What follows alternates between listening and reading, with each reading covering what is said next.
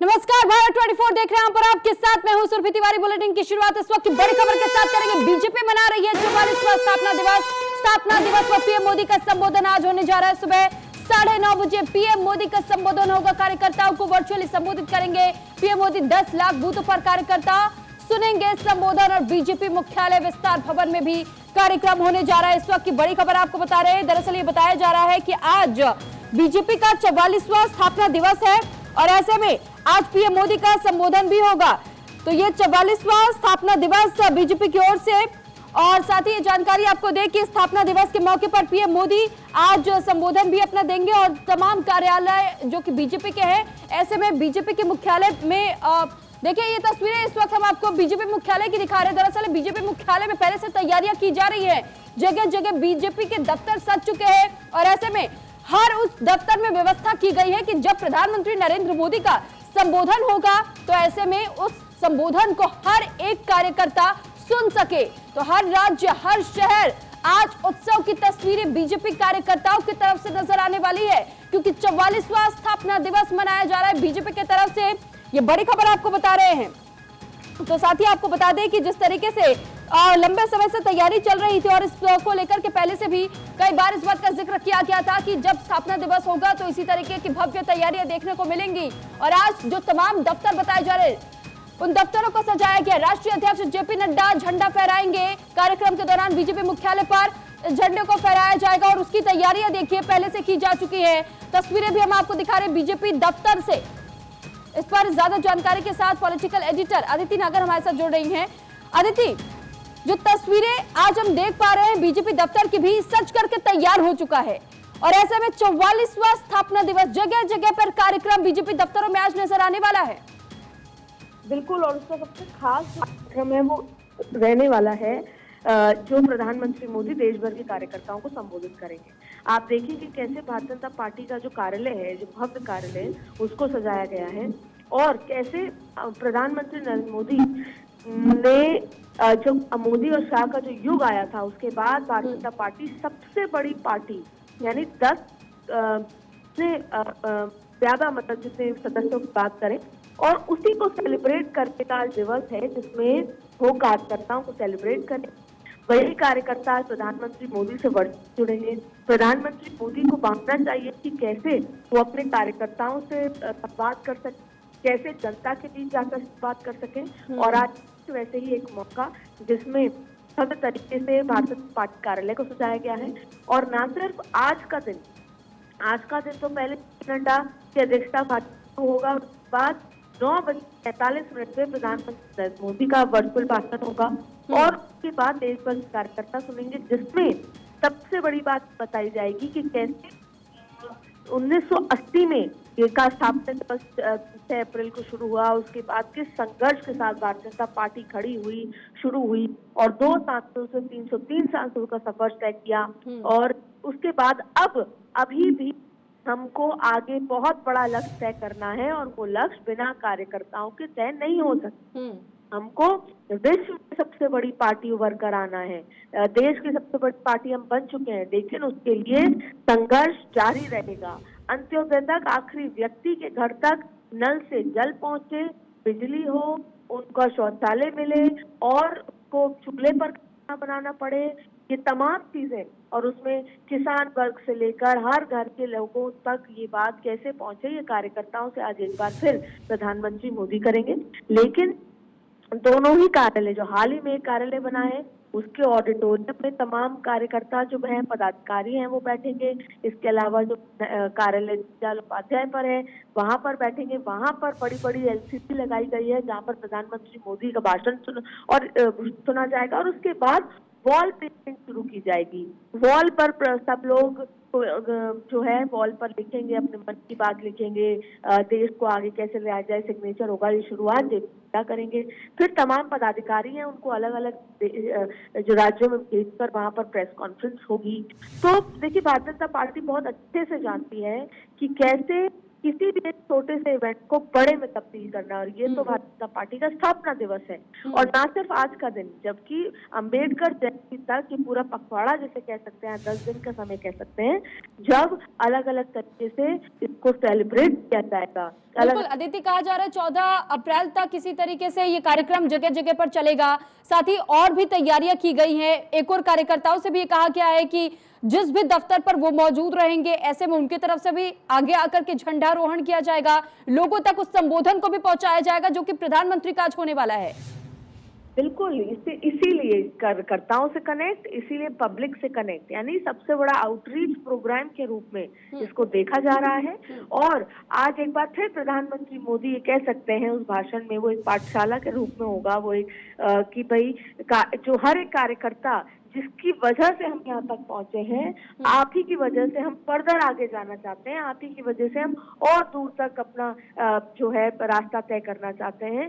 तो प्रधानमंत्री मोदी ने जब इस तैयारी के बारे में बात किया तो यही कहा था कि हमें कार्यकर्ता को सेलिब्रेट करने का दिन है ये 6 अप्रैल, क्योंकि जब वो कार्यकर्ता अपने पूरी मन के साथ बूथ पर काम करता है, पूरे मन के साथ काम करता है, तब जाकर वहाँ का बूथ का कार्यकर्ता जिताता है वहाँ के नेता को, और वहाँ का नेता फिर सांसद को जिताता है, और फिर सांसद देश के प्रधानमंत्री को जिताता है। इसलिए वो एक कार्यकर्ता जो बूथ पर बैठता है, जो रोज जनता के बीच में जाकर भारतीय जनता पार्टी के अंदर का विश्वास और मजबूत करता है, उस कार्यकर्ता का दिन है ये 6 अप्रैल।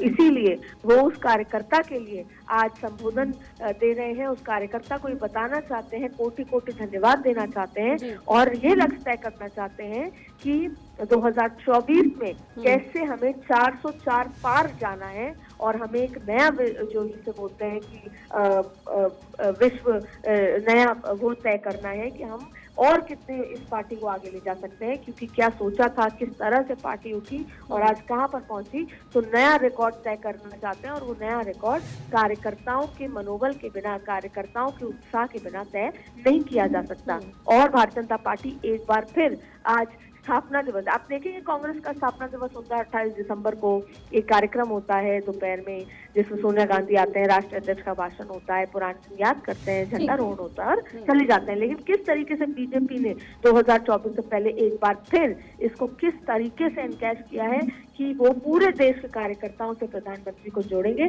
और एक कार्यकर्ता के लिए सबसे बड़ी उपलब्धि है कि वो देश के प्रधानमंत्री और नरेंद्र मोदी जैसे नेता से बातचीत कर सके उनके साथ।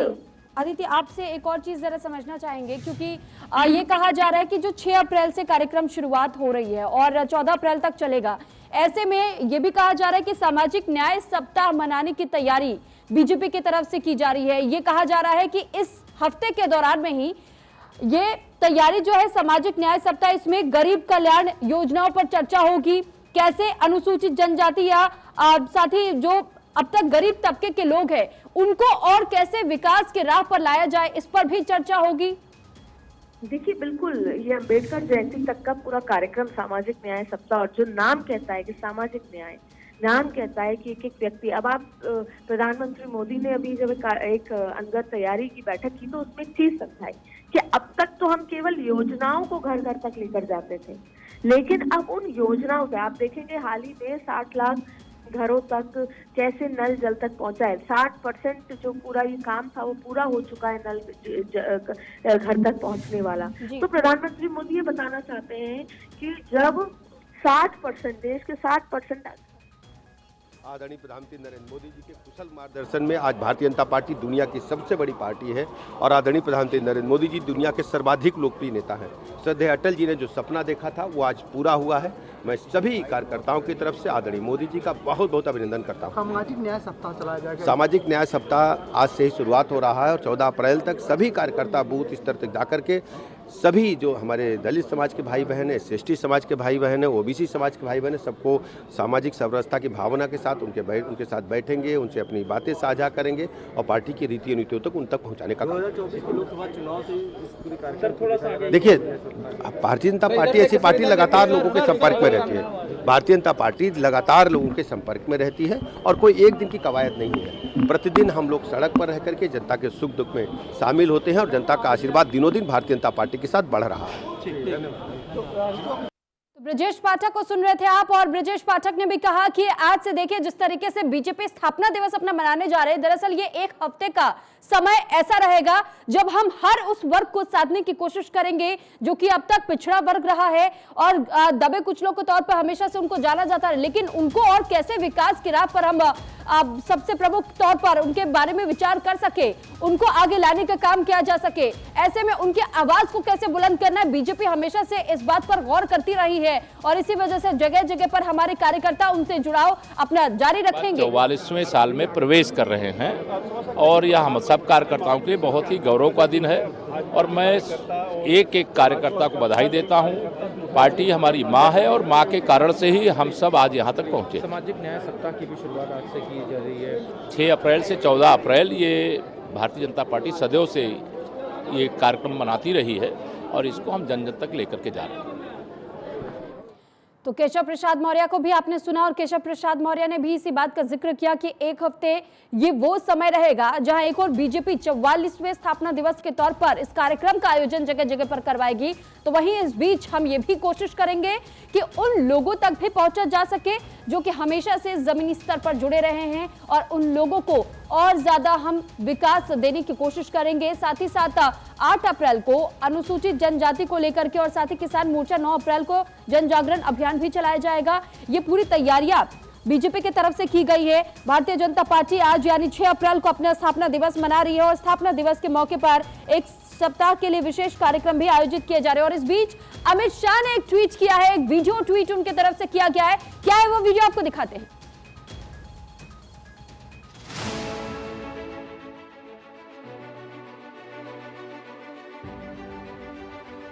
भारतीय जनता पार्टी एक अकेली पार्टी है जो विचारधारा के लिए राजनीति के अंदर आई है। भारतीय जनता पार्टी की आइडियोलॉजी है सांस्कृतिक राष्ट्रवाद। ये पहली हमारी आइडियोलॉजी का प्रमुख स्तंभ। दूसरा एकात्म। हमारा विकास का दर्शन बहुत स्पष्ट है। व्यक्ति से लेकर ब्रह्मांड तक सब चीजें एक दूसरे के साथ जुड़ी हुई हैं। किसी का भी अति, किसी का भी एक्सट्रीम बैलेंस तोड़ सकता है। और तीसरा हमारा सूत्र है विकास पर पहला किसका अधिकार। विकास पर सबसे पहला अधिकार वंचित का है, जिसको नहीं मिला इसका है गरीब। भारतीय जनता पार्टी आजादी के बाद जितने भी राजनीतिक दल बने और आजादी के पहले से बने हुए जितने भी राजनीतिक दल चल रहे हैं, वो सब में अपने तरीके की एकमात्र पार्टी है जिसकी आत्मा कोई नेता नहीं होता, जिसकी आत्मा कार्यकर्ता होता है। कार्यकर्ता के बगैर भारतीय जनता पार्टी की कल्पना ही नहीं हो। देश भर के कोने कोने से जो कार्यकर्ता आए हैं, जिन्होंने अपना पूरा जीवन इस पार्टी को समर्पित कर दिया और पार्टी का आज जो वैभव है, पार्टी का आज जो विजय है, वो उन्हीं कार्यकर्ताओं की तपस्या का परिणाम है। वो आज के कार्यकर्ता के मन मस्तिष्क के अंदर 24 घंटे इस बात का संज्ञान रहना चाहिए कि 3 पीढ़ियों ने पूरा जीवन इस विचारधारा के लिए दिया है। तब आज पार्टी को यह दिन देखने के लिए नसीब हुआ है। भारतीय जनता पार्टी एक ऐसी पार्टी है, हमारा रास्ता ना कभी भटका है ना कभी हमने बदला। विचारधारा के आधार पर चले और राजनीति में आने का हमारा कारण भी विचारधारा था। चुनाव का जय पराजय या सत्ता नहीं। सत्ता हमारे लिए साध्य नहीं है, साधन है। इस सूत्र को चरितार्थ करने का काम भारतीय जनता पार्टी के कार्यकर्ता ने किया। जिस पार्टी पूरे विश्व के कल्याण के सिद्धांतों के आधार पर चलती, जिस पार्टी के नेता समर्पण, त्याग और सादगी के आधार पर अपना जीवन जीते हो और जिस पार्टी के कार्यक्रम राष्ट्रवाद के सिद्धांत पर बने हुए होते हो, वो पार्टी को कोई पराजय नहीं कर सकता, काल भी पराजित नहीं कर सकता। तो एक और जहां बीजेपी अपना 44वां स्थापना दिवस मना रही है, तो वहीं उत्तर प्रदेश के सीएम योगी ने भी बीजेपी स्थापना दिवस की बधाई दी है और एक ट्वीट किया है। बीजेपी स्थापना दिवस की सभी कार्यकर्ताओं को बधाई। जेपी नड्डा के नेतृत्व में जनता की भलाई का काम कर रहे हैं। ये योगी आदित्यनाथ का ट्वीट हम आपको दिखा रहे हैं। और साथ ही उन्होंने जिस तरीके से बीजेपी के लिए स्थापना दिवस के मौके पर ट्वीट किया है, हार्दिक बधाई भी उनके तरफ से दी गई है। और साथ ही उन्होंने जेपी नड्डा का जिक्र भी किया और ये कहा कि यशस्वी नेतृत्व में हम सभी सेवा ही संगठन को चरितार्थ करते हुए समाज के अंतिम पायदान पर खड़े प्रत्येक व्यक्ति के उत्थान के लिए प्रतिबद्ध हैं।